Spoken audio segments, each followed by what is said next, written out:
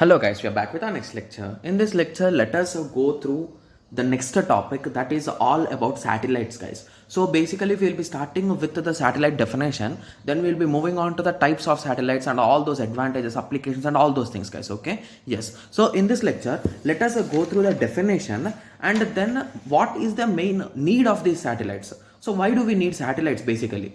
So that thing we'll be discussing in this lecture guys, okay? Yes. So basically satellite is one of the most common word which we'll hear, right? So every day in the news or somewhere we'll be hearing this word, right? But most of us, like few of us might have a doubt that what are these satellites? Exactly what do they do? Like what is the purpose of them? Like that we might have some doubts, right? Yes, that is true. Every one of us have some doubts. Okay, so first let us go through the definition, then I'll be explaining you the definition in my own words, okay? Yes, satellite. A satellite is an artificial object, okay, which is placed intentionally into an orbit of a natural satellite. Okay, guys, I'll be explaining, don't worry with the terminology for now, okay? Yes. So in communication context, a satellite is a specialized wireless transmitter or receiver. It's not or guys, transmitter and receiver. So basically it can transmit the data and it can receive the data also. Okay, that is launched by a rocket and placed in an orbit around the earth. Okay, so here if you notice I used two words, that is artificial and natural satellites, right? Yes. So let me give you a clear clarity now. So basically our earth is also called as a satellite guys. Okay, I don't know exactly how can I define it as a satellite, but it is also a natural satellite guys. Similarly, moon which is revolving around the earth, it is also a natural satellite. So basically these are not placed by humans. So someone did not discover moon and he didn't send the moon to the space like that. So basically these are naturally formed in the Milky Way galaxy or any kind of galaxy, okay? Yes. So basically these are naturally formed and these have a particular orbit. Even Earth has a huge orbit which revolves around the sun, guys, right? Yes, I hope everyone knows these basics, right? Yes. So along this orbit, it will rotate. It will revolve among itself and it will also revolve around the orbit also, around that particular planet, okay? Yes. So basically satellites which we will be discussing are the artificial satellites. So these are not generated by the nature or by Milky Way galaxy or something.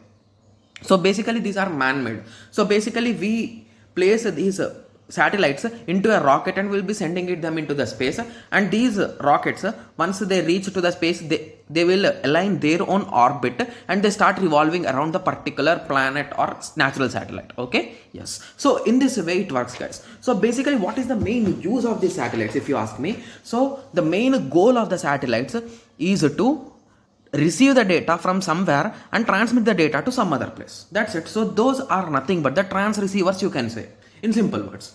Okay, so now you'll be asking me, okay, so then we discussed about multiple wave propagations will be there, right? So ground wave propagation, sky wave propagation and all those things. So what is the need of these satellites? Okay, so assume that you want to send a message to someone who is too far from you guys. So you are here and your friend area is here. Guys, I'm just drawing a small example. You can assume in that way, okay? So this is the earth surface, assume in that way. You are here and your friend is here, okay? So basically any kind of wave propagation, it cannot go through solid materials or rock and all those things, right? So you cannot transmit in this way.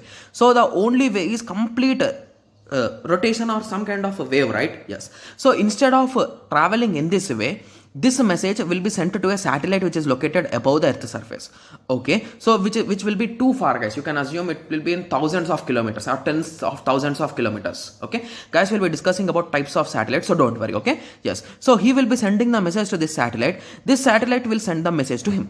So in this way it will work guys, okay? Yes. So you will be saying that, okay, ground wave propagation and sky wave propagation are there now, so they will also send the messages or data, right? Yes, that is true. But these ground wave as well as sky wave propagation will work only for particular ranges.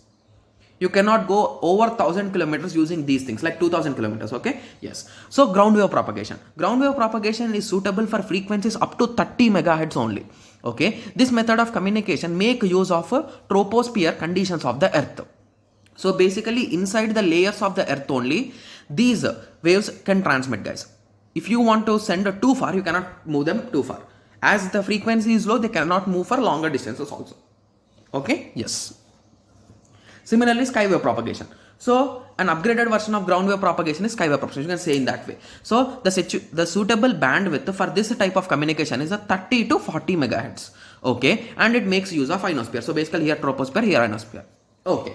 The major drawback of these two things, I'm not saying drawback, the major thing that introduced satellite communication is because of this. The maximum hop or the station distance is limited to 1500 kilometers only in both ground wave and skywave. Okay, so assume that you want to send a message to your friend who is located at 4500 kilometers. Okay, yes. So after 1500 kilometers, you need to have some signal which is going to amplify this signal. So basically assume your signal strength is 100. So once it reaches this 1500 kilometers, its strength will be 20. So again you will amplify it to 100 and you will again send it. So again after 1500 it will again decrease. Again you will amplify, again you will send. So in this way you can send, but it is not an efficient way, right? Yes. So the main reason for introduction of the satellite communication is because of this only. Okay. Yes. And it is cheap and easy. So you can, I'm not saying in terms of overall cost. So basically overall cost of sending a rocket or satellite is really high, but when compared to these kind of communication and that is satellite will be the best, guys. Okay, yes. So satellite communication overcomes this limitation. In this method, metasatellites provide communication for long distances which is well beyond the line of sight. Okay, yes. Okay, so if you ask me to draw a small diagram showing this, so basically assume this is our satellite and this is the first cell tower or first tower which is in our earth. Okay, and this is our second tower. So whenever this wants to send the data, we'll be calling it as uplink. Guys, remember these words, guys. Sometimes there might be a question for 2 marks. Define uplink and define downlink.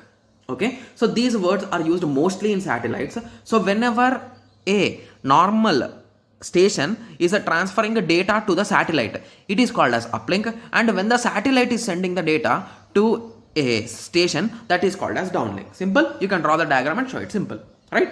Yes. So I hope everyone got some basic idea about satellite, right? Yes. So let us go through some types, guys, because these things are available in the textbook. So that is the reason why I have just wrote it here. So an artificial satellite needed to have an orbit. So basically I told you, right? So it will align its orbit first of all. Okay, so the orbit might be in few types, guys, you can say. Okay, so which it travels around and rotates around the earth. So the orbit can be equilateral, inclined and polar. You will be asking that what are these three terminologies. So now let us go through a small diagram. Okay, so equilateral is nothing but it will be on the equilateral axis, guys. Okay, around the earth, it will be in the center, assume in that way. And inclined means from here to at some angle. Polar means with respect to poles. Got it? Simple? Yes. So I hope everyone got some basic idea about satellites, right? Yes. So in the next lecture, we'll be going through some advantages, disadvantages, applications and some basic concept of satellites, guys. Guys, next lecture will be really important, guys, because we'll be going through some formulas, you can say. Okay? Yes. So let us meet in the next lecture. Thank you. Thanks for watching.